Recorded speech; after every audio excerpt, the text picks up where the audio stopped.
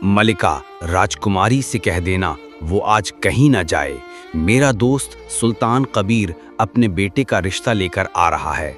वो बहुत बड़ा बादशाह है और उनका शहजादा राजकुमारी के काबिल है।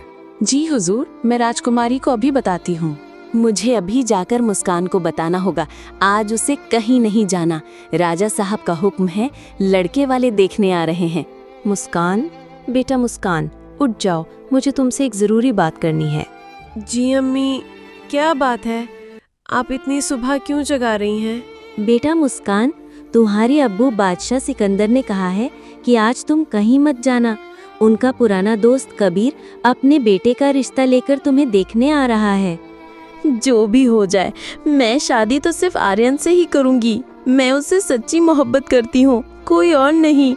मुझे सजा दे दें, जान से मार दें, लेकिन मैं ये शादी नहीं करूंगी।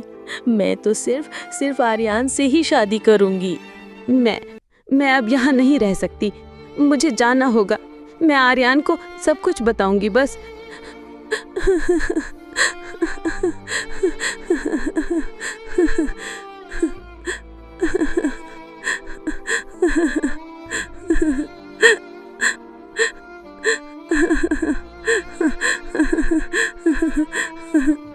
आर्यन, आर्यन, आर्यन प्लीज जल्दी आओ, मुझे ले जाओ यहाँ से।